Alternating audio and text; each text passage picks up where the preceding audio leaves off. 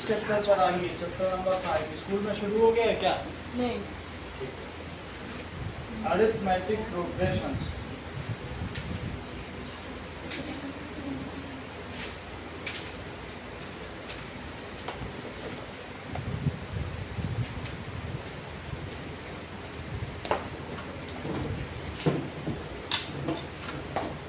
That is समांतर श्रेणी।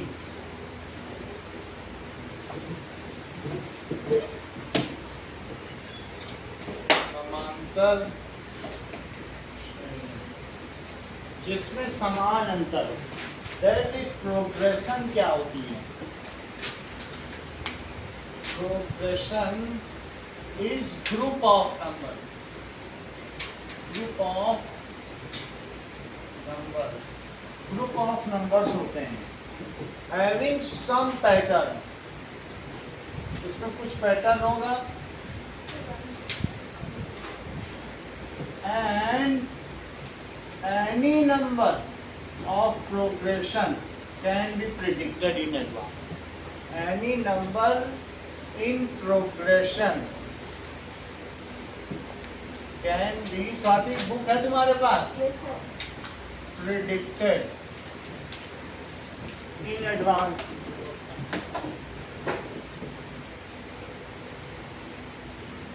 By observing the pattern, observing the pattern.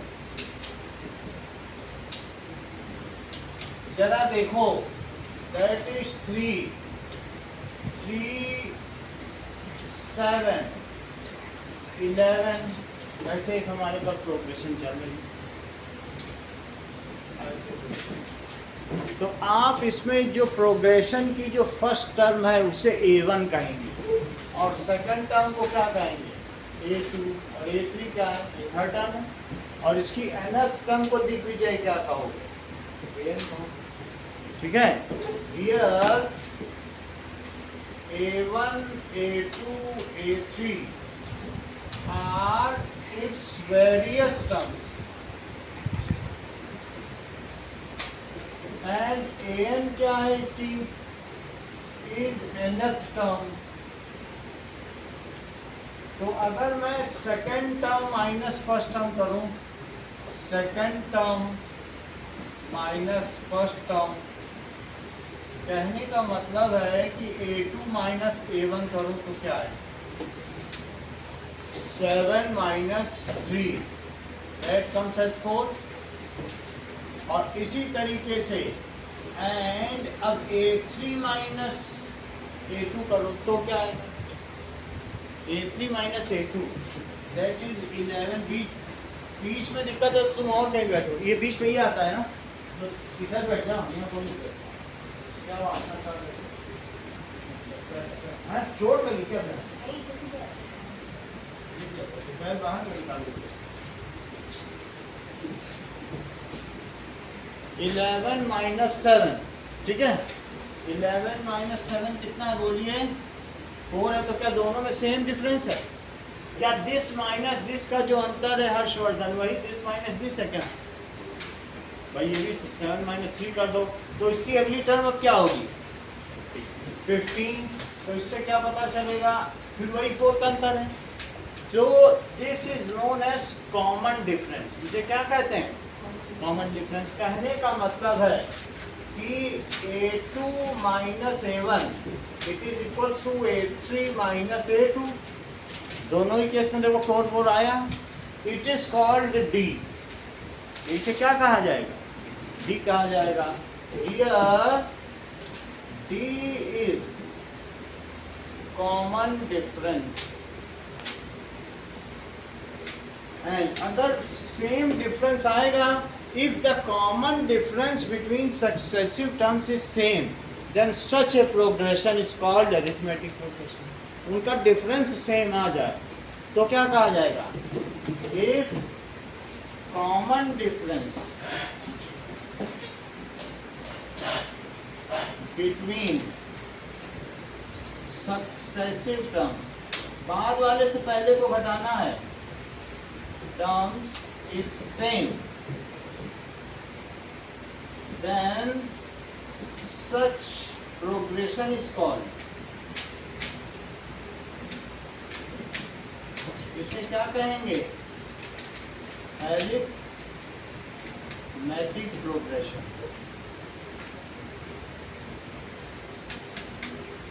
तुमको ये चेक करना है, क्वेश्चन दिया गया है, ये चेक करो 3,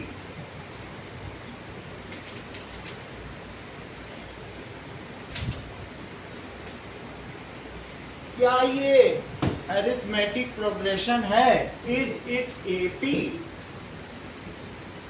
चेक करो, इज इट एपी? मेरा कहने का मतलब है A2 बाई A1 कितना आ रहा है डियान? That is 6/3, ये 2 है। अच्छा, A3 बाई A2 कितना आ रहा है? That is 12/6, that comes as 2। और A4 बाई A3 कितना आ रहा है? That is 24/12, that is 2। और ऐसे ही A5/A4 कितना आ रहा है? वो भी तो 2 ही आ रहा है। तो तुम क्या कहोगी? इसमें क्या चीज सेम है? Common ratio. क्या चीज सेम है? डिफरेंस सेम नहीं है। डिफरेंस तो देखो यहाँ 3 का है, यहाँ 6 का हो गया, लेकिन क्या सेम है? So if A2/A1, if A2/A1 is equals to A3/A2 and so on, that is called R। उसे क्या कहेंगे? Common ratio. Where R is common ratio, then the progression is called, तब उसमें कहेंगे then the progression is called geometric progression। तब क्या कहा जाएगा? then एक है कि डिफरेंस समान है तो अरिथमेटिक प्रोग्रेशन, और दूसरी चीज क्या चीज समान हो जाए? बोलो। अदर थिंग दैट इज, एक है डिफरेंस समान हो जाए, दूसरी चीज क्या समान हो? रेशो। तो उसको कहेंगे गुणात्मक श्रेणी। ये समांतर श्रेणी है और ये गुणात्मक श्रेणी है। तुम अगर 2 का मल्टीप्लाई करते जाओ तो क्या अगली टर्म नहीं मिल रही? इसमें 2 से क्या, इसमें 2 से क्या, इसमें 2 से, तो गुणा करने पे मिले तो गुणात्मक श्रेणी। ठीक है? So then it is called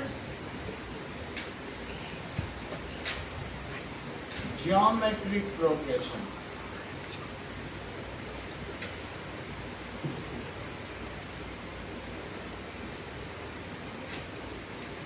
अब आगे देखिए, अगर 1/3, 1/7, 1/11 और 1/15, ये भी एक प्रोग्रेशन है। ठीक है? Inverse of AP also forms a progression and that is called harmonic progression. उसे क्या कहोगे? इस प्रोग्रेशन का भी इस्तेमाल होता है जो ये सारा जो सरगम होती है उसके सुर ठीक करने के लिए, नोट्स ठीक करने के लिए, संगीत के जो ताने होती हैं उनको ठीक करने के लिए हार्मोनिक प्रोग्रेशन का होता है। 11th क्लास से तो लिखो, if AP is inverted, it forms, or each term of AP is inverted, it forms harmonic progression। इसे हरात्मक श्रेणी कहते हैं। If each term of AP is inverted, it forms, अब देखो डिफरेंस तो 4 नहीं आएगा। क्या 4 आएगा प्रियांश? नहीं आ सकता, क्योंकि अब तो अपॉन में हो गया, अब तो पता नहीं क्या आएगा। लेकिन अब उसको उल्टा कर दिया तो वो हार्मोनिक प्रोग्रेशन हो गई। क्या हो गई? It forms harmonic progression. अब यहाँ तक की बात होगी। 3 चीजें हमने सीखी हैं, एक AP सीखी है, एक GP सीखी है और एक HP। That is HP। ये क्या है? अब आगे की बात करो। क्या आप मुझे बताएंगी अनुष्का, रीना के केस में उसकी सैलरी 8,000 थी, 8,500 थी। ये पेज नंबर 49 पे दिया है। तो कॉमन डिफरेंस और फर्स्ट टर्म क्या, और क्या ये एपी है? Common difference 500। अच्छा, तो इसका मतलब है ये कह रही हैं कि इन्होंने पता लगाया होगा, और एपी कंफर्म है कि नहीं है? बोलो, है? चेक करते हैं। A1 को A लिख सकते हैं, तो फर्स्ट टर्म है, फर्स्ट टर्म, इसको आप A भी लिख सकते हैं। नाउ रीना के केस में चेक करें, क्या A2 माइनस A1 8500 माइनस 8000, ये 500 आया, और A3 माइनस A2 क्या आ गया? 9000 minus 8500 is 500, as A2 minus A1 is equals to A3 minus A2।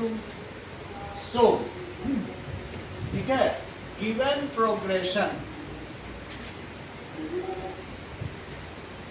is AP with A is equals to 8,000, यानी फर्स्ट टर्म बतानी होती है। जब तुमसे AP जब भी बोलो तो ये बताना पड़ता है, और D भी बताना पड़ता है। कितना काम करना पड़ेगा, पहले ही निकालना पड़ेगा कि इक्वल है तो AP है, और AP है तो A ये हुआ, यानी ये कौन सी हमारी एक्सप्रेशन थी? That is 8,000, 8,500, 9,000, और इस तरीके से हमने बता दिया। ये कंक्लूडिंग स्टेट। अगला देखो जिज्ञासा, क्या आपको लगता है कि लेंथ ऑफ रंग्स जिसमें छोटी होती जा रही हैं, क्या ये एपी है? तो कॉमन डिफरेंस क्या है? -2। करेक्ट, दैट इज 45, 43, 41, 39, और आगे भी लिखा जा सकता है। ज़्यादा टर्म नहीं, हमें बस दो कोई कंफर्म करना होता है। A2 minus A1 it is 43 minus 45 it is -2, और A3 माइनस A2 क्या है? 41 minus 43 it is -2, as A3 minus A2 minus A1 it is equals to A3 minus A2, that is equal to -2. So above progression is in AP with A is equal to 45, D is equal to -2. अगले question पर आते हैं Diana. हर question में आप मुझे देखकर बताइए कि क्या आपको ये AP लगती है, बताइए। यहाँ पर ये बताया है कि in a saving scheme the amount becomes 5/4 times every 3 years। तो समझो अभी कितना अमाउंट है, बोलो। So at present amount it is equal to 10,000। तो ये बताइए आफ्टर 3 years कितना हो जाएगा? ठीक है, amount it is equals to 10,000 का 5/4, यानी इतना बढ़ जाएगा। अच्छा, 4 से इसको कट कर दो, 10,000 को 4 से कट करोगे तो 2,500 आएगा, और 5 से मल्टीप्लाई करोगे तो कितना आ जाएगा? ये हो गया। तो क्या यही इसकी नेक्स्ट टर्म है? सेकंड टर्म देखो। और अब अगर मान लीजिए मैं और आफ्टर 3 years करूं, यानी आफ्टर 6 years हो जाएगा अमाउंट। तो जो ये है अब उसका भी 5/4 टाइम्स हो जाए, तो क्या 3 साल में बढ़ रहा है 5/4। तो 12,500 इंटू 5/4, जरा 4 से इसको कट करो तो बताइए 4 3 जा 12, 4 1 is 4, और अब बचेगा 10, 4 2 जा 8, 20, 4 5 जा 20, जरा 5 से मल्टीप्लाई करो तो 5 5 जा 25, 5 5 या 25, 5 2 या 10, तो 25 का 2 आ गया, अब अंदर चला गया 6, अब 5 3 या 15, तो 6 साल बाद कितना अमाउंट है, ये थर्ड टर्म हो गई, चेक करो।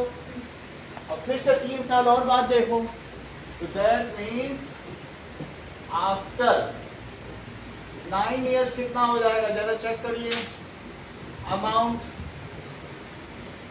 तो इट इज जितना अभी है 2625, सही है, उसमें 5/4 करना पड़ेगा, ठीक है।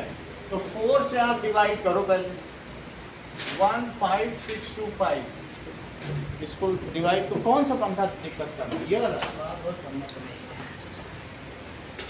गलती कर देना, और उसको अपनी तरफ कर लो, पहला वाला खींचो, पहला वाला, हाँ अभी आएगा तो रोक देना, जैसे ही आए ठीक जगह रोक देना बस। अब ये देखो 4 3 या 12, 36, 4 9 इज 36, ठीक है। और क्या आएगा 625, 2 है तो 0 लगाओ, 5 तो 4 6 या 24,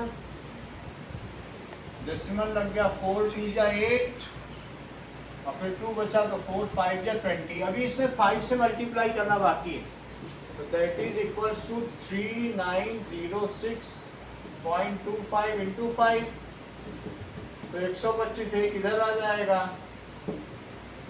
30 तो एक इधर आ गया, 30 भी रह गया, 5 9 45 और 5 3 15, दैट इज इतना हो गया। कहने का मतलब है कि अमाउंट, ठीक है, फ्रॉम स्टार्टिंग टू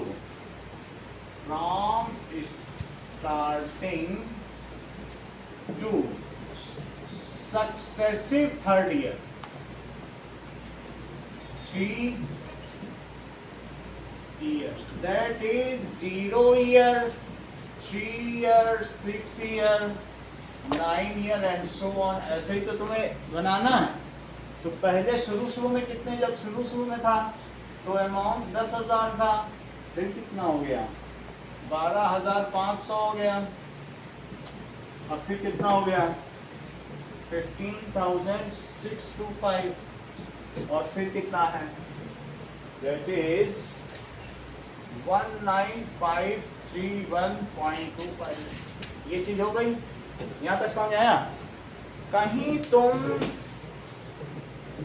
जिज्ञासा इस जो नीचे लिखी प्रोग्रेशन है उसको दूसरी तरह से तो नहीं देख रही हो, जरा ये तो बताओ कि तुम्हारे मन में ऐसी बात तो नहीं आ रही है कि ये 3 है और कॉमा 3 इंटू 2 है, और इसमें 3 इंटू 2 इंटू 2 है, और 3 इंटू 2 इंटू 2 इंटू 2 है, और फिर 3 इंटू 2 इंटू 2 इंटू 2 इंटू 2 है, बार बार 2 से मल्टीप्लाई और करती चली जा रही है। कहने का मतलब है ये 3 है, ये 3 इंटू 2 है, ये 3 इंटू 2 स्क्वायर है, और ये 3 इंटू 2 क्यूब है, और ये 3 इंटू 2 टू द पावर 4 है। जब ऐसा होगा तो जीपी होगी, हो सकती है कि नहीं, क्योंकि 2 से ही तो मल्टीप्लाई कर रहा हूँ। 16 3 या 48 होता है कि नहीं, 2 से मल्टीप्लाई क्या देख लो, हर में 2 से बना। और यहाँ भी देखो, तुमने सबसे पहले लिखा 10,000, और फिर क्या तुमने 10,000 को 5/4 से मल्टीप्लाई नहीं किया, फिर अगली बार एक और 5/4 से मल्टीप्लाई किया कि नहीं, तो फिर क्या हो जाएगा 5 स्क्वायर बाई 4 स्क्वायर, और फिर एक बार और भी किया है, 3 बार किए हैं मल्टीप्लाई, एक बार 2 बार और 3 बार, तो दैट इज 10,000 और इंटू 5 क्यूब बाई 4 क्यूब। तो इससे लगने से तुम्हें क्या लग रहा है, क्या ये एपी हो सकती है कि नहीं, तो डिवाइड करने पे हर एक पे 5/4 ही बचेगा। जैसे यहाँ पर डिवाइड करो, इससे इसमें तो 2 बचा, इससे इसमें करो तो 2 बचा, इससे इसमें करोगे तो फिर 2 बचेगा, इससे इसमें भी करोगे तो 2 बचेगा। So in each case common ratio इससे अगर तुम A2 बाई A1 कर दो तो 5/4 बचेगा। ये 10,000 से तो कट जाएगा। जरा फिर से देखो, A2 बाई A1 कितना होगा? 10,000 इंटू 5/4 जो कि यही है, सही है। और डिवाइड बाई कितना है? 10,000। तो क्या बच गया? 5/4। वरना तुम सीधा भी डिवाइड कर सकते हो, इससे इसमें करो तो जो आएगा ये आएगा 1.25। कितना आ रहा है? करो 1.25 कितना आ जाएगा? सीधा करके देख लो, दिख नहीं ना 1.25। तो ऐसे भी लिख सकते हो भैया, ऐसे भी लिख सकते हो। और A3 बाई A2 करो, ये भी आसानी से किया जा सकता है। दो तरीके से किया जा सकता है। जरा देखो मैंने इसे क्या लिखा है, 5² बाई 4² लिखा है। तो 5² बाई 4²। और नीचे क्या लिखोगे? नीचे स्वाति क्या लिखोगी?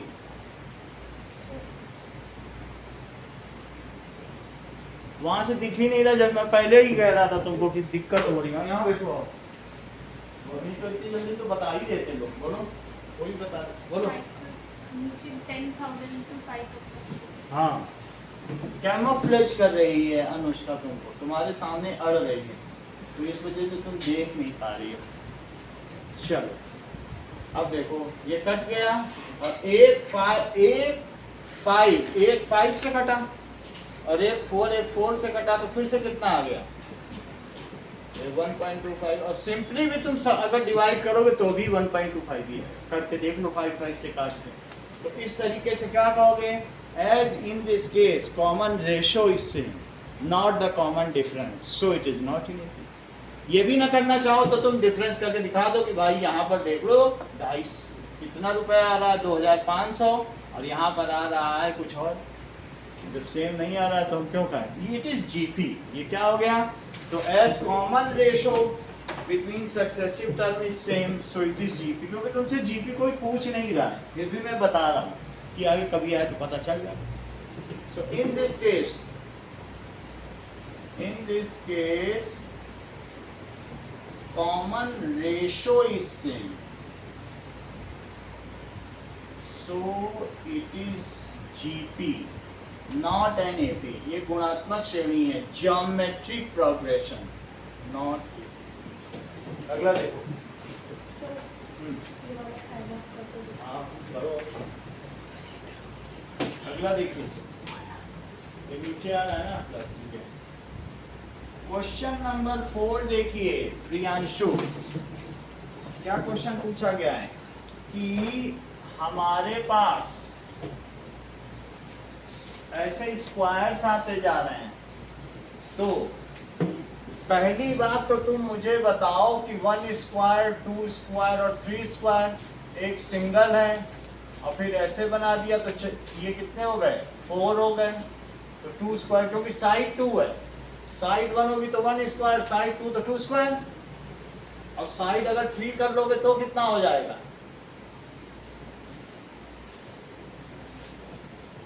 3²। ये साइड 3 है तो 9 हो जाएगा। तो ऐसी स्थिति में स्वाति आप मुझे बताइए, क्या ये एपी है? अच्छा, A2 माइनस A1 कितना है? सेम एंड सेम नहीं होता। तुम है कितना ही बताओ, बोलो। ऐसे इधर उधर के जवाब मत दो, बोलो। A3 माइनस A2 कितना है? कितना है? तुम बताने में क्या दिक्कत है? बताओ, हिचकिचा क्यों रहे हो? बोलो।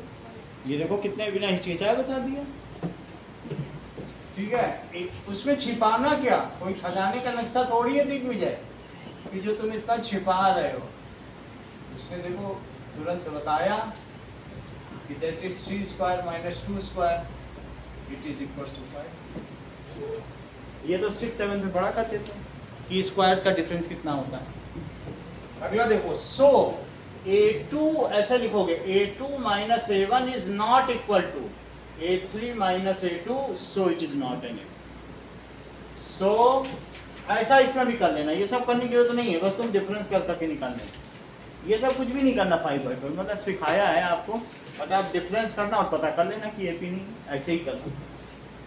ठीक, सो इट इज नॉट NAP। अब अगला देखिए, कुछ और भी चीजें दी जाती हैं। फिफ्थ क्वेश्चन देखो, फिफ्थ क्वेश्चन में दिया गया है शकीला के ऊपर एक क्वेश्चन है। शकीला कुछ 100 रुपीज और फिर उसके बाद 50 रुपए उसकी गुल्लक में हर साल डालती रहती है अपनी बेटी की गुल्लक में। 100 रुपए, 150 रुपए, that is amount after each successive years. So 250 ऐसे बढ़ता जा रहा है उसका पैसा। नाउ A2 माइनस A1 कितना हो गया? 150 माइनस 100 जो कि 50 है, और A3 माइनस A2 कितना हो गया? 200 माइनस 150 जो कि कितना है? वो भी 50 है। क्या A2 माइनस A1 और A3 माइनस A2 सेम है? सो it is NAP। So above progression is AP। अगर AP है तो स्वाति A कितना है और D कितना है? सर ए हमारा 100 और D कितना है? अच्छा बताया आपने। चलो अब इसके बाद हम लोग देखेंगे कि एक और सीक्वेंस दिया गया, ठीक है? तो ये फिबोनाची सीक्वेंस है। फिबोनाची सीक्वेंस 6th क्वेश्चन देखो। तो इसको इसके ऊपर पिछले बुक की उसमें फर्स्ट पेज पे भी इसका डायग्राम बना हुआ है। चलिए, नए खरगोश से 2 महीने में उनके बच्चे पैदा हो जाते हैं और हर 3 महीने में जो भी हैं कितने मर जाते हैं, ये लिखा हुआ है। इस चीज को पढ़ने से पता चलेगा कि खरगोश की ग्रोथ का रेट कैसा है। कि अगर तुम एक जोड़ा लाओगे खरगोश तो वो बढ़ेंगे कैसे। 2 महीने तक तो नहीं बढ़ेंगे वो, मतलब अगर एक पेयर है तो एक पेयर ही रहेगा। बच्चे खरगोश लेके आओ, फिर 2 महीने बाद वो रिप्रोडक्शन शुरू कर देंगे, तो फिर कैसे कैसे बढ़ेंगे, और क्या हर महीने एक एक बच्चा देते रहेंगे, मतलब किस तरीके से कर रहे हैं। इस चीज को पढ़े तो पता चले।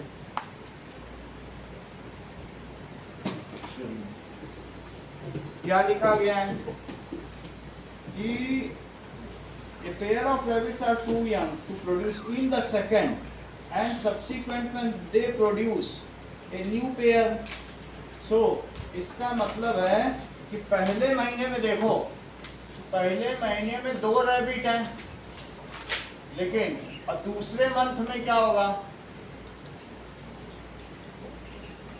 वो 2 ही रैबिट रहेंगे। दूसरे महीने में इतने बड़े नहीं हो पाएंगे कि अभी बच्चे पैदा कर सकें, लेकिन तीसरे महीने में क्या होगा?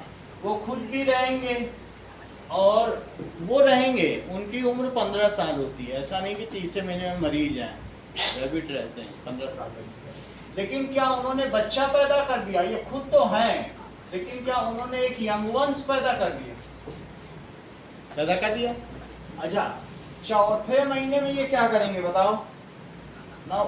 इस चौथे महीने में ये तो रहेंगे, ये एक यंग वंस पैदा कर देंगे। ये कर पाएगा? इसके लिए तो पहला महीना है, जो बच्चा पैदा हुआ वो तो पहले ही महीने का, क्या वो कर पाएगा? ठीक है। अब ये दूसरे महीने में पहुंचा, सही है, ये लगातार हर महीने के बच्चा पैदा कर, सही है।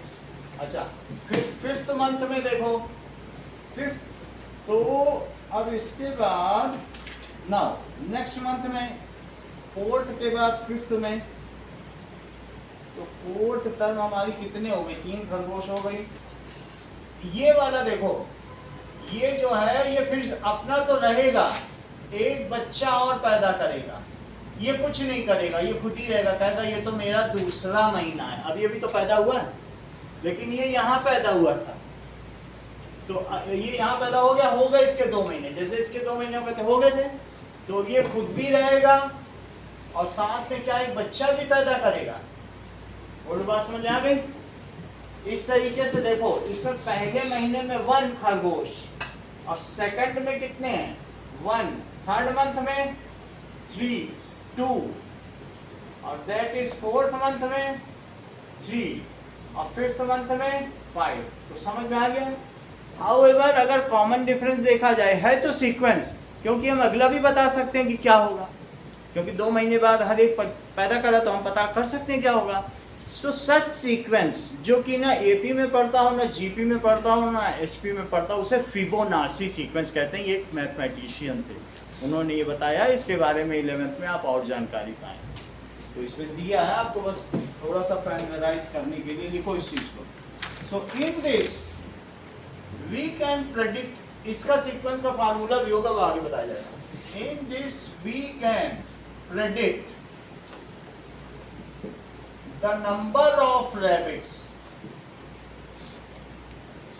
in subsequent months, क्योंकि अभी 15 साल बाद मरेंगे तो मरने का तो सोच ही नहीं रहे, subsequent months, but it comes neither under APGP or HP. Such sequence is called Fibonacci, जो साइंटिस्ट का नाम था उसी के नाम पे है, फिबोनाची सीक्वेंस। चलो अब आगे की बात करो। हमें इन सभी सीक्वेंस से कोई लेना देना नहीं है, हम एपी पर आ चुके हैं। अरिथमेटिक प्रोग्रेशन, ये अगली हेडिंग है। दैट इज क्वेश्चन 5 दिए गए हैं, 1 to 5 अपनी कॉपी पे सॉल्व करो, और उसमें जो ए है वो पता करो और साथ में डी पता करो, अगर वो एपी हैं। फोर्थ क्वेश्चन देखो, फोर्थ क्वेश्चन में 3 - 3 और फिर अगला 3 - 3 क्या सेम आएगा? चेक करो फोर्थ क्वेश्चन, 3 - 3 और 3 - 3 सेम आएगा, तो क्या A2 - A1 A3 - A2 के इक्वल है? ऐसी ये भी एपी होती है और इसे कांस्टेंट एपी कहा जाता है। क्या कहोगे? ये भी एपी ही है, कांस्टेंट एपी। ठीक है, लिख देना एपी है। कांस्टेंट एपी का मतलब अगर कॉमन डिफरेंस सही है तो वो उस कंडीशन को तो वो फुलफिल कर ही रहा है, तो एपी तो है ना। क्या A2 - A1 0 है और A3 - A2 भी 0 है? वो बढ़ नहीं रही तो वो क्या ये एपी बढ़ रही है, ग्रो कर रही है कि घट रही है? देखो, एक तुम्हारे दूसरे नंबर के सवाल में जिसमें सीढ़ी की लंबाई घट रही थी तो जिज्ञासा ने -2 बोला था कि नहीं? तो एक होती है इंक्रीजिंग एपी, एक होती है डिक्रीजिंग एपी, और एक होती है कांस्टेंट एपी। कांस्टेंट एपी वही रहती है, सही है। फर्स्ट वाली इंक्रीजिंग थी, दूसरी वाली डिक्रीजिंग थी, और ये जो है ये कांस्टेंट थी। चलो 5 सवाल कॉपी पे करो, सब में इसी तरीके से करना, ये मैं कर रहा हूँ। और फिर लिख देना हो तो लिख देना कि ए इतना डी, ये वो वहाँ से मत करो, इसमें क्या किया हुआ है क्या?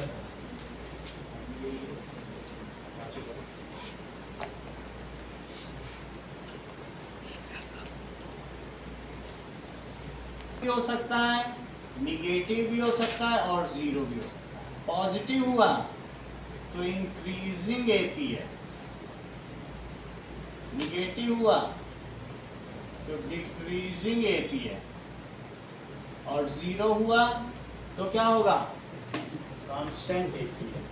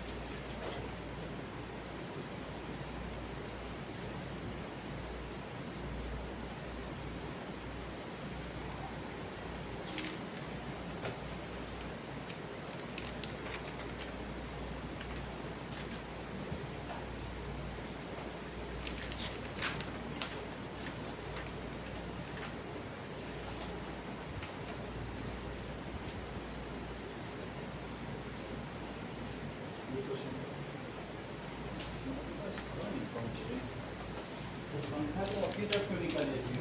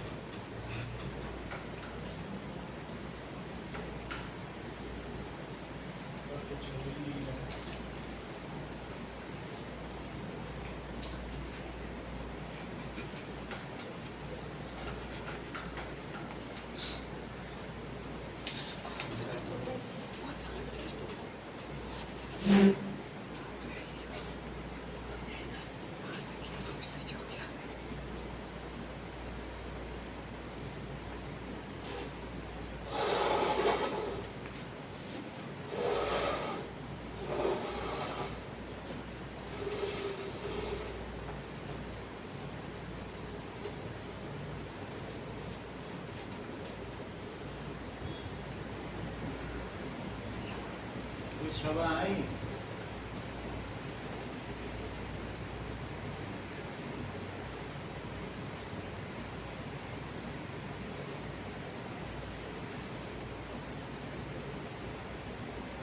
और वहां पे भी उतार रहे हो, तुमसे कहा है करने को, क्या कर रहे हो? वहां पे हो, अभी आधे घंटे लगेगा, सब लोग कर करा के छुट्टी पा लेंगे। इसको करो सवाल।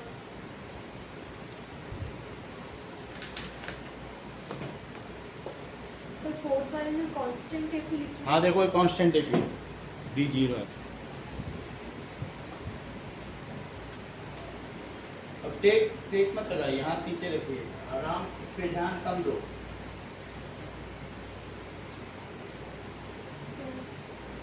ठीक है, हो गए?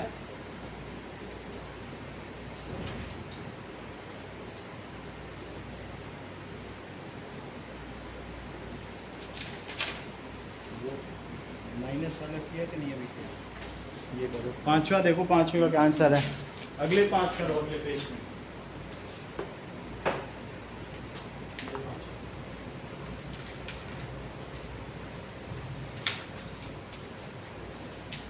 आओ, ये मुझे बताओ कि अगर फर्स्ट टर्म ए है तो अगली टर्म में क्या तुम डी जोड़ दोगे तो आ जाएगा। अगर -2 भी है तो -2 जोड़ते जाओ तो घटती जाएगी, और +2 है तो +2 जोड़ते चले जाओ तो बढ़ती चली जाएगी, और 0 जोड़ती चली जाओगी तो फिर कांस्टेंट रहेगी। कुछ भी कर सकते हो, हाँ, लेकिन डी ही जोड़ना पड़ेगा, ठीक है कि नहीं? और नहीं तो तुम इन दोनों को सब्ट्रैक्ट करके देख लो, डी आ रहा है, और a + 2d एक और डी जोड़ो, अभी भी सब्ट्रैक्ट करके देखो, फिर से डी आ रहा है। डी जोड़ते जाना है हर टर्म में, जो डिफरेंस होगा वही तो जोड़ोगे। 3 में 4 जोड़ा 7 आया, 7 में 4 जोड़ा 11 आया, 11 में 4 जोड़ा क्या 15 नहीं आया? तो ultimately you are continuing to add D only. तो ये मुझे बताओ कि जो फर्स्ट टर्म है वो a1 है, और सेकंड टर्म a2 है, थर्ड टर्म क्या है, और फोर्थ टर्म क्या होगी बताइए हर्षवर्धन? a + 3d। अच्छा, तुम ये कहना चाहते हो a + 3d होगी। तुम्हारा कहने का मतलब है जो फोर्थ टर्म होगी उसमें 4 - 1d, एक डी कम होगा क्या?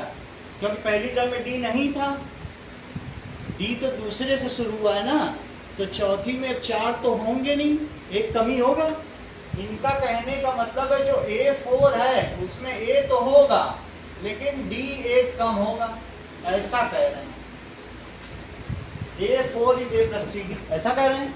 अच्छा, इनसे अगर पूछा जाए तो फिर nth टर्म में कितना क्या होगा बोलो? A + nth टर्म में क्या होगा? करेक्ट, एक कमी होगा, क्योंकि जब पहली टर्म में D है ही नहीं, वो तो दूसरी से शुरू हुआ है। तो ये अब फार्मूला बन गया। क्या बन गया? जो आपकी पहली एक्सरसाइज आपको निकलवा देगा, ये इतना ताकत पर formula. That is nth term का फार्मूला क्या है बोलो? A + that is formula for nth term. an is the nth term. an, it is nth term. इसको लास्ट टर्म भी कहा जा सकता है। जरा अब आगे देखो कि कुछ हम और आगे बढ़ जाते हैं। एग्जाम्पल नंबर 1 पे आइए। एग्जाम्पल 1 में आपको दिया है एपी है। अगर एपी है तो कंफर्म नहीं करना है कि एपी है, बस डी सीधा निकालो। 3/2 1/2 -1/2 एंड -3/2। जब वो बोल रहा है एपी है तो मैं क्यों निकालूं, कंफर्म क्यों करूं एपी? सीधा a2 - a1 करो, डी निकालो। तो दैट इज डी कितना हो जाएगा, a2 - a1, that is half -3/2 तो 1 -3 -2/2 तो कितना हो जाएगा, -1 हो जाएगा कि नहीं हो जाएगा, -1 हो जाएगा। अब डी तुम्हें आ गया तो write the first term and common difference. So मुझे ये बता दो ए कितना है दिग्विजय और डी कितना है। ए इज 3/2 और डी कितना है, -1। बस इतना ही पूछा गया, right the first term and common. और कुछ पूछा गया क्या? अगले सवाल में देखिए, क्वेश्चन कहा गया है कि which of the following list of numbers are in AP. तो इसमें पता करो कौन से एपी में है, ये खुद करके देखिए। एग्जाम्पल 2 खुद करो।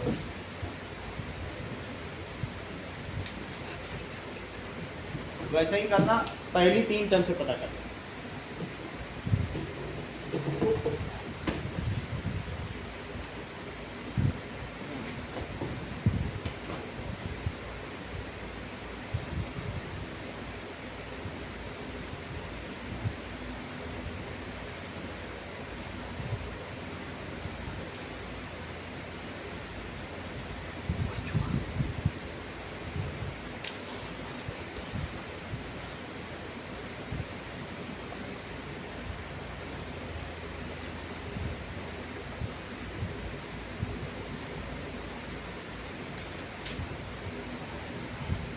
So इसके लिए next 2 term में निकालना है।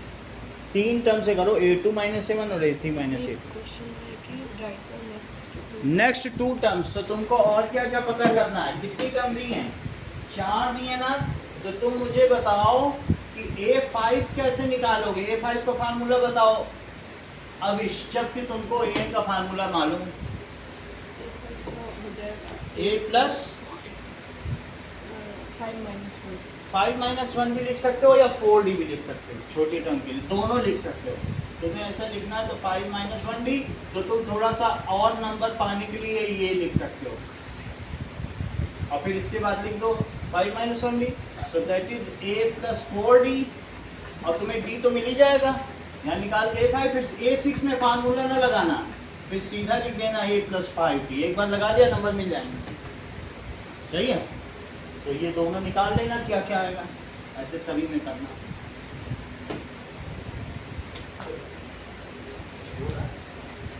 ये करो, थोड़ा सा लगेगा, उत्साह रहेगा, ये करो।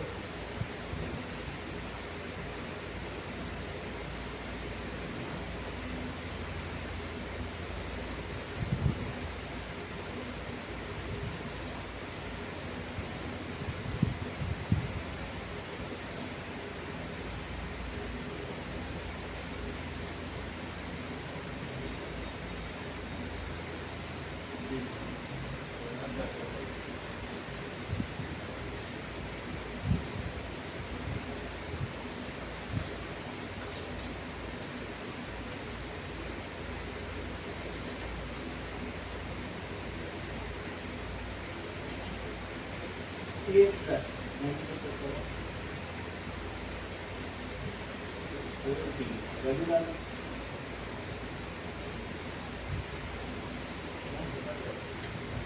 ये तो 4 था, ये की जगह 5 लिख दिया। ये तो बहुत खुद ही लिख रहा है।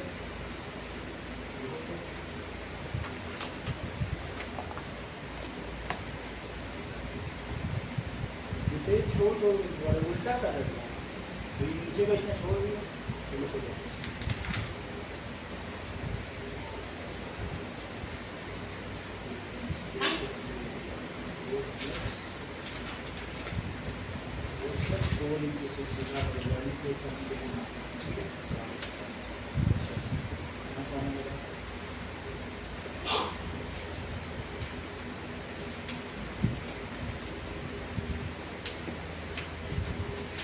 Which of the following numbers in AP? तो तुमने ये नहीं लिखा कि A2 minus A1 is equal to A3 minus A2, ये तुम्हें लिखना चाहिए था, तभी तो so it is in AP। अभी कहाँ लिख रहा है so it is in AP? बेटे इक्वेट तो करो, A2 minus A1 is A3 minus A2, है ना? A1 is equal to A3 minus A2 ये लिखना पड़ता, तब फिर तुम कंक्लूड कर पाते हो।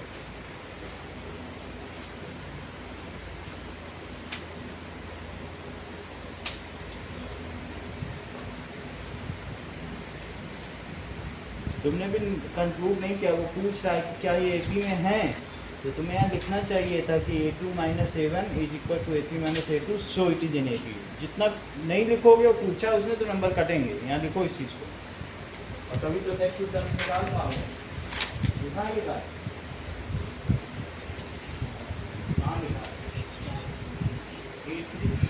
A3 minus A2 is equals to A2 minus A1, शुरू से किया करो, आगे नहीं बढ़ा, A2 minus A1 भी निकालना चाहिए, निकाला तो देखो A2 minus A1 is equal to A3 minus A2 so it is in AP। ये पाता तुम नहीं नहीं नहीं इसे लिखना so it is in AP, ठीक है? आगे इसका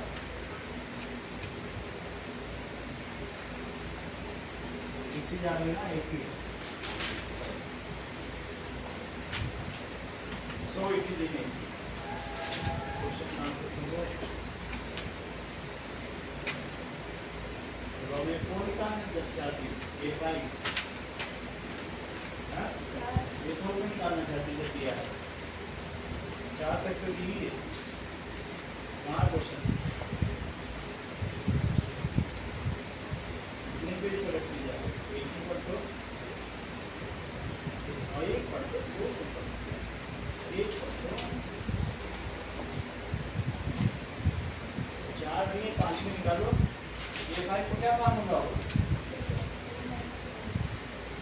भाई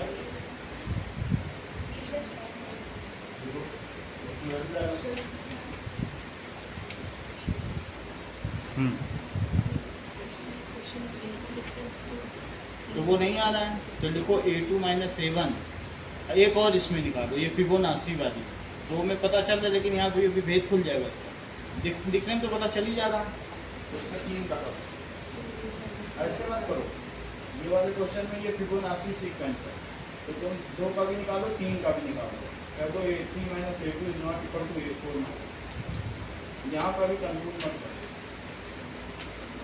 फिबोनाची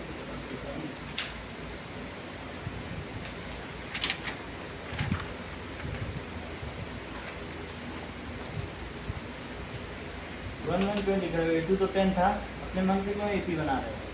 A1 4 है, अपने मन से मत सवाल बनाओ, तो सीधा आचार्य बनाएंगे। A2 10 है, A1 4 है, तो 10 minus 4 करना चाहिए, 1 minus 1 अपने मन से क्यों करना है? हाँ वो वाली दिखाओ, ये किया, 4th कहाँ किया? तो 4th में but it is so it is not AP, बहुत अच्छा किया। और यहाँ क्या क्या है तुम्हारा? 4 आया, 0 कैसे आ गया? ये A3 से किया क्या? तो -2 और -2 नहीं करना, प्लस जोड़ दिए यहाँ तो माइनस लिखे, चलो ठीक, तो कितना हुआ? अच्छा, तो ये अब सही हो गया, तो तब भी तुम्हारा नहीं हो रहा है, it is not -1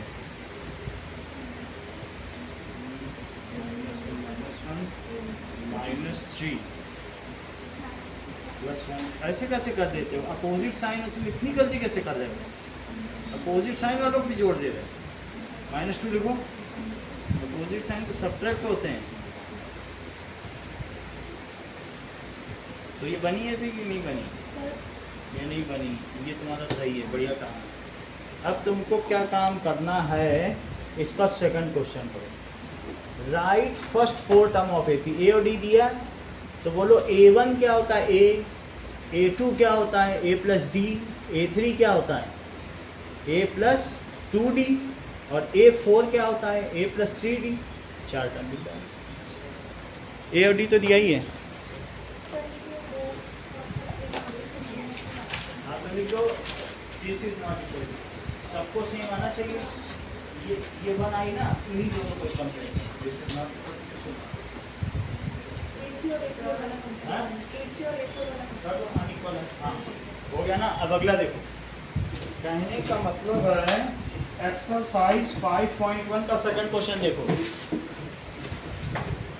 कि एक्सरसाइज 5.1 का सेकंड क्वेश्चन कह रहा है कि मैं आपको ए और डी दे रहा हूं, तो ए कितना दिया है 10 और डी कितना है, डी भी 10 है। So A P is A plus D, अभी से एक बार देखो इधर, और ए प्लस 3डी हो गई 4 टर्म।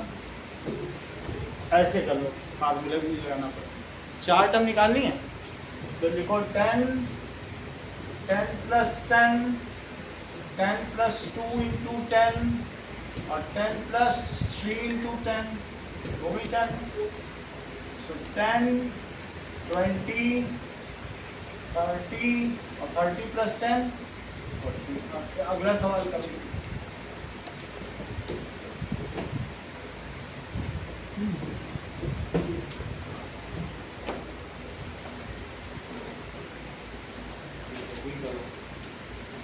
चलो अभी तुमने काम तो अच्छा किया है, तो इससे तुम्हें क्या पता चला, A2 अब यहाँ A2 is equal to A2 लिख दिया, इसका क्या मतलब है, जैसे जानबूझ के कर रहे हो क्या, कौन ये बताओ, A2 minus A2 is equal to A2 minus हाँ यही लिख दो ऐसे बस, कुछ तो सीखो कहीं पर। मुझे समझ ही में नहीं आ रहा है कि तुम्हारा थर्ड से शुरू करूं कि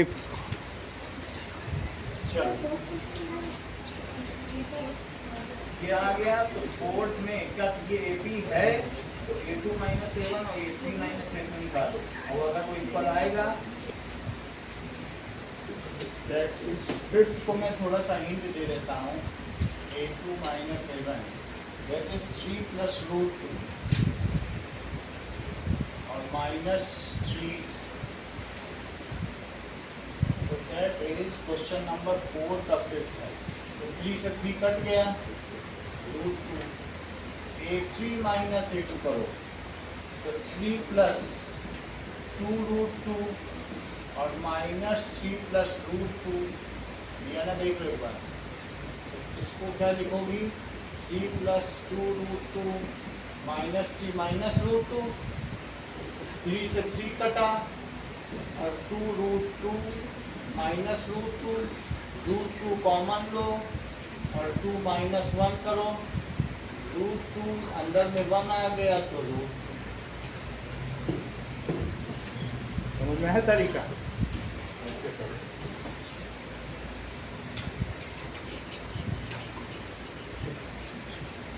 इसका 6 भी अगर किसी को ना आए तो देख लेना, जैसे भी कंसाइड कर लेना। A2 माइनस A1 0.22 माइनस 0.2, तो 0.22 माइनस 0.2 तो 0.02। A3 माइनस A2 0.222 और माइनस 0.22, तो देखो 0.222 और 0.22, so that is 200.0, that is 0.002. So A2 minus A1 is not equal to A3 minus A2. So above expression is not an AP. जो above progression है वो AP नहीं है, अगर ऐसे हो तो आपकी तुम्हें देख लूँगा।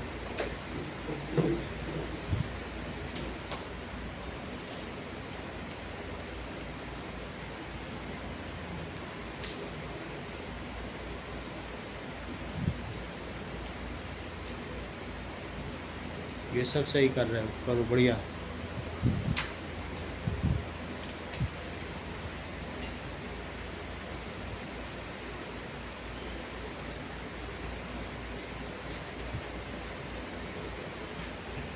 देखो क्या होता है ए साइन ए प्लस वो डी लिखो ना, इधर देखो ना, अब वो तो मिट गया। एक कम करके डी लिखा जाता है हमेशा, क्योंकि पहली टर्म में डी होता ही नहीं है। तो हाँ ऐसे भी लिख सकते हो, या ए प्लस 4D, वो तो शुरू में प्रैक्टिस कराने के लिए मैंने लिखा है। ए प्लस 5D, ए प्लस, ऐसे ही करना, एक कम करके लिखना बस, तीनों में अब आंसर वैल्यू डाल दो। ये भी तो पता ही।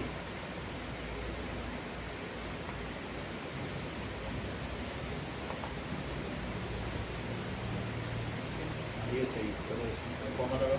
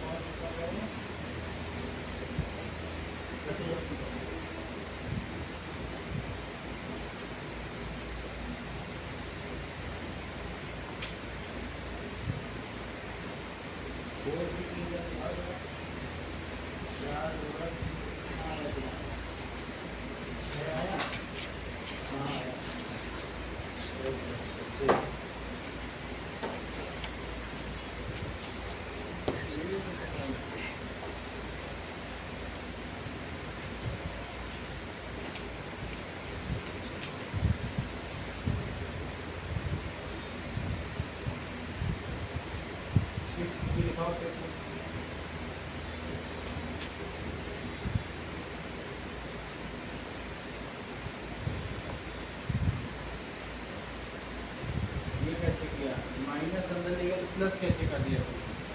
हमारा तो माइनस आता है, लेकिन ब्रैकेट डिसिप्लिन नहीं जानती, फिर 3√2 भी नहीं दिख रहा, फिर प्लस के बाद कैसे माइनस होगा? ये लाइन गलत है। That is 3 + 2√2। जब एक पूरी वो पॉलीनॉमियल होती है तो ब्रैकेट में रखते हैं, नहीं तो माइनस उसके साइन कैसे चेंज करेगा? ऐसे रखा करो, 8 + 2√2 -3 और -2। तुमने यहाँ तो प्लस लिखा, फिर अपने मन से सोचा नहीं गलत हो गया, इसे माइनस नैतिकता आ गई। दैट इज 2√2 और -√2, √2 लिया, 2 - 1 इनको 1 ऐसे करो।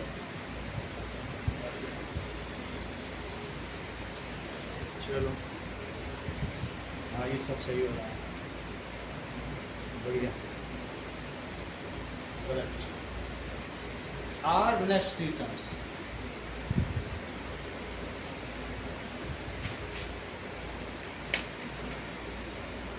ये सब पढ़ते जाएंगे, इसे नहीं करना। जब तुम्हारे अंदर पॉलीनॉमियल सब्जेक्ट करते हो तो ब्रैकेट लगाएंगे, तो तुम्हारा +√2 या माइनस कैसे हो गया? ये गलती है, क्योंकि तुमने 3 + 2√2 में से जब सब्ट्रैक्ट किया था तो ब्रैकेट क्यों नहीं लगाया? कभी से गलत होना शुरू हो गया। 2√2 और -3 और -√2, तो 3 से तो 3 चला गया, और 2√2 -√2, तो √2 कॉमन ले लो तो 2 - 1, √2 और 1, ऐसे काफ़ी सही है।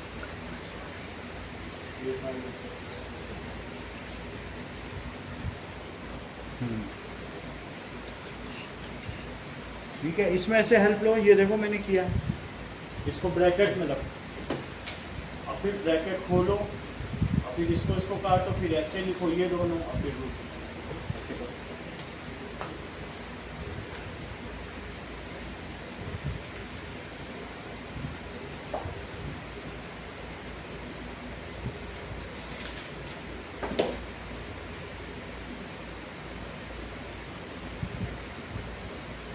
ठीक है,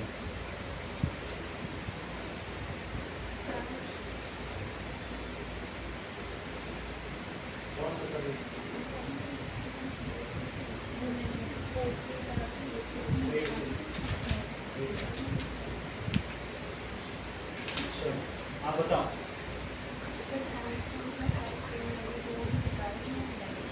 So next 3 terms are वही कहाँ पे हो?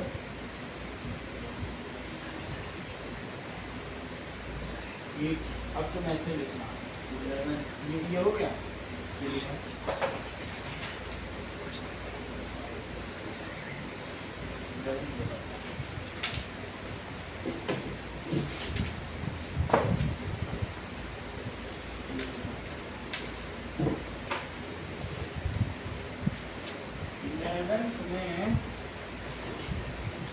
11 में किसी को मदद देनी है तो ले लेना। A2 माइनस A1 तो तुम लिखोगी A स्क्वायर माइनस A तो A माइनस 1 ऐसे लिखो। और A3 माइनस A2 को क्या लिखोगी? A cube minus A square तो लिखोगे A स्क्वायर A माइनस 1। फिर लिखो ट्वेल्थ में भी थोड़ी मेरी मदद दे दो। That is A2 minus A1. It is root 8 minus root 2. Root 8 को क्या लिखा जा सकता है? 2 into 2 into 2. तो इसका जोड़ा बन गया तो 2 root 2. 2 root 2 minus root 2. root 2 common ले लो तो अंदर 2 minus 1. root 2 into 1 तो root 2. और A3 माइनस A2 तो वो कितना दिया गया है? Root 18 minus root 8 minus root 8 root 18 देखिए इसको लिखा जा सकता है 3 इंटू 3 इंटू 2 9 टू जा 18 3 बाहर आ जाएगा तो क्या लिखेंगे 3 रूट 2 और रूट 8 को तो मैंने 2 रूट 2 लिख ही दिया है ऐसे सही है। सर 8th वाले में पूरा सॉल्व करने की जगह इतना लिखते हैं इट इज कांस्टेंट हाँ 3 फिर सीधे अगले 3 टर्म लिखो। अब इसके बाद रूट 2 को कॉमन ले लो और 3 minus 2 that is root 2 into 1 तो रूट 2 11th 12th ऐसे कर लीजिए।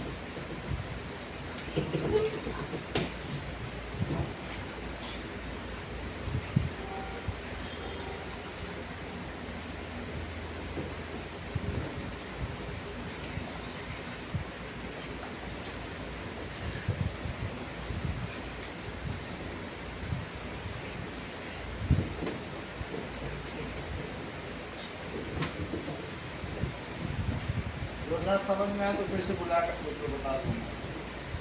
11th देखो आराम से समझ में आ रहा है। 12th में भी आपको मैंने यहाँ करके दिखा दिया वही दिखा। रूट 18 को ऐसे लिखा जा सकता है रूट 8 को ऐसे फिर लिख के कैसे कॉमन लिया कैसे। अब 13th क्वेश्चन भी देखते हैं। 13th क्वेश्चन में है रूट 3 रूट 9 रूट 6 रूट 9 और रूट 12 ये सब दिया गया। तो इसमें A2 माइनस A1 निकालो तो इट इज रूट 6 और माइनस रूट 3। रूट 6 को क्या लिख सकते हो रूट 3 इंटू 2 और माइनस रूट 3। रूट 3 अगर कॉमन आ गया तो ये रूट 2 माइनस 1 माना जाएगा और A3 minus A2 root 9 minus root 6 इसे रूट 3 इंटू 3 लिखा जा सकता है जबकि इसे रूट 3 इंटू 2 लिखा जा सकता है और रूट 3 कॉमन आ गया तो रूट 3 माइनस रूट 2 क्यों? क्योंकि root AB it is equal to root A into root 3। ये चीज़ तो तुम जानते ही होगे तो इसको अलग अलग भी लिखा जा सकता है। तो वैसे क्या ये सेम लग रहे हैं कि डिफरेंस लग रहे हैं? डिफरेंट है ना, डिफरेंट लिखो। बाकी आगे से आप खुद कर लोगे।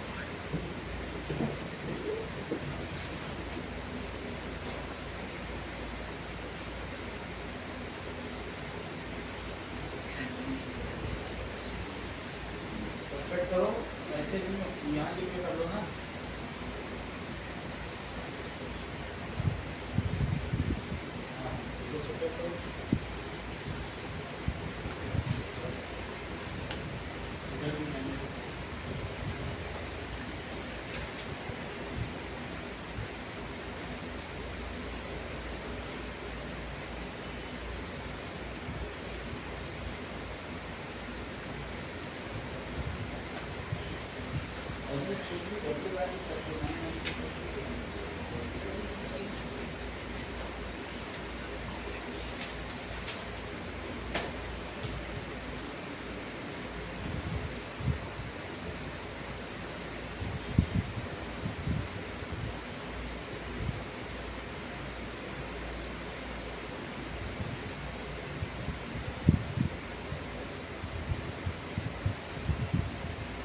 above progression is not AP.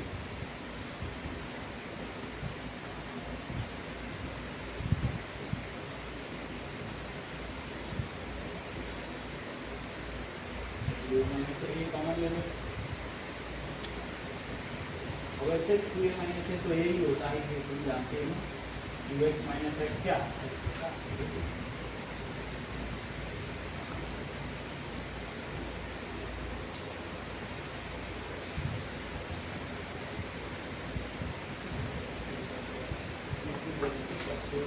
जब ये चीज़ होती है ये स्टेप से गलत है ये चीज़ कॉली नाम है तुम ऐसे कैसे सेट करते हो 3 प्लस 2 आगे भी साइन कैसे चेंज करोगे ब्रैकेट तो लगाया ही नहीं उधर देखो मैंने ब्रैकेट लगाया 3 प्लस 2 रूट 2 के बाद अंदर मैं दिखता आ गई तो प्लस करने का नहीं माइनस का तो कोई एक तो आ नहीं सकता इन्हें दिक्कत कहाँ से अब 3 प्लस 2 रूट 2 और माइनस 3 साइन अगर चेंज होंगे इसका भी माइनस रूट 2 जब ऐसा होगा तो क्या कभी तो साइन चेंज होंगे 3 से 3 कटा और 2 root 2 minus root 2 root 2 common ले लिए तो 2 माइनस 1 ऐसे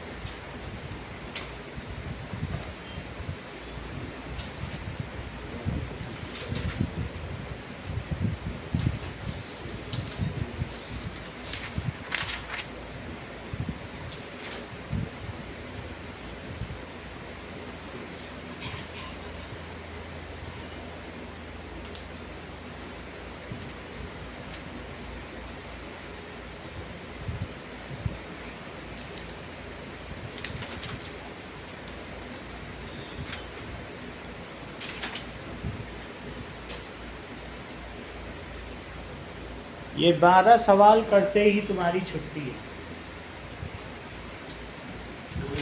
12 की छुट्टी 14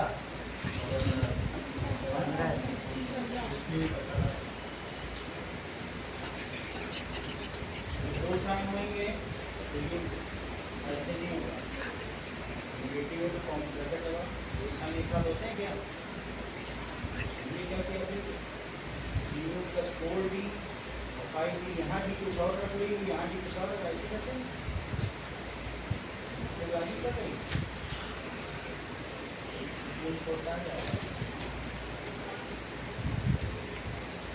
उनको कानून से डर नहीं लगता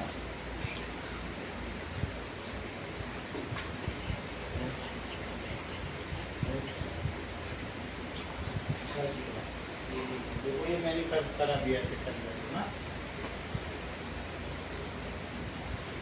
हाँ हुआ सही कर रहे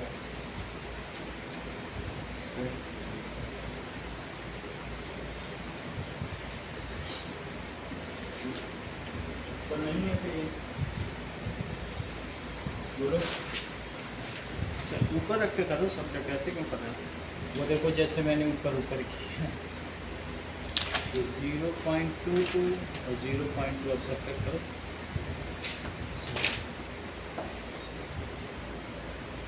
तो ये 2 बच जाएगा कांस्टेंट तो next as it is constant AP so next 3 terms are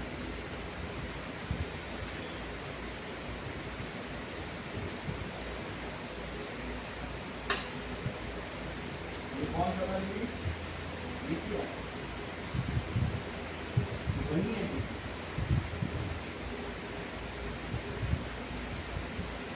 कभी कभी ऐसा होता है रखती नहीं लेकिन बन जाती है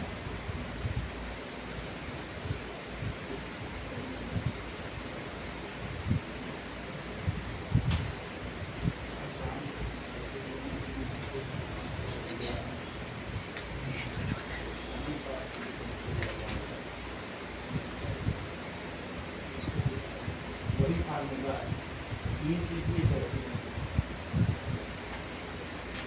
इसका तो पहले ही करना चाहिए।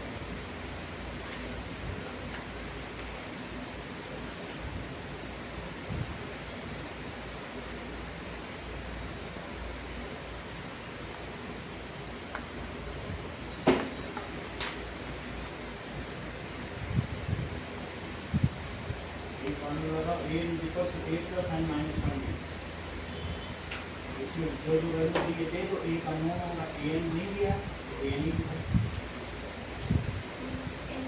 a नहीं दिया ना तो a लिखो आपको सही लिखा है।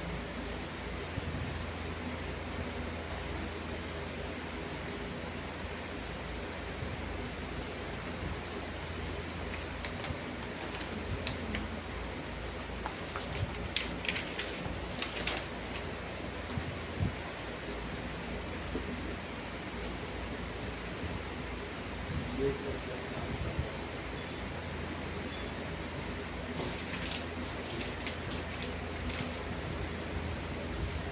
एक कितना था रूट टू जैसे देखो root two plus 4 root two common लो कितना होगा 1 प्लस 4 5 रूट पूरा करो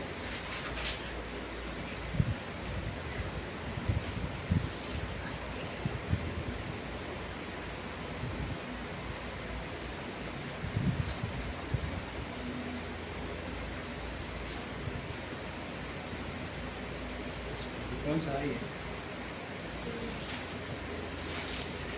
question number 12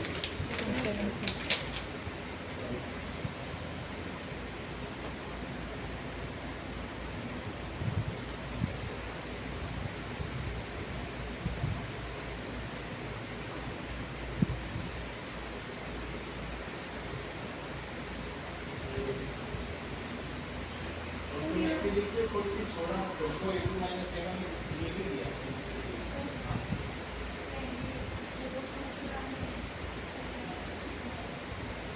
four root two plus 2 root two तो रूट टू कॉमन करेंगे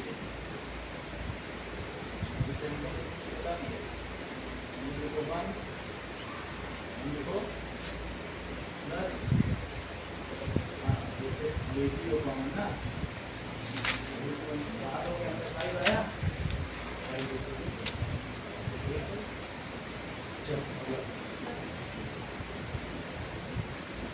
अभी और बैठना पड़ेगा आपको वो ये क्वेश्चन ये नहीं तो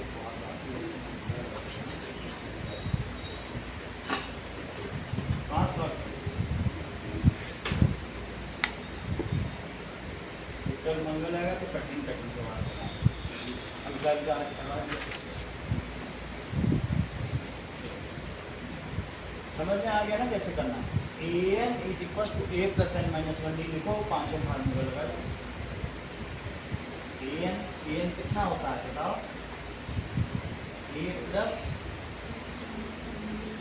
तो तुमको an ही तो नहीं दिया बाकी सब डाल दो ये निकाल और किसी में d न दिया हो तो d निकाल जिसमें n न दिया हो तो n निकाल जिसमें जो न दिया हो उसमें निकाल अरे तो यही करेंगे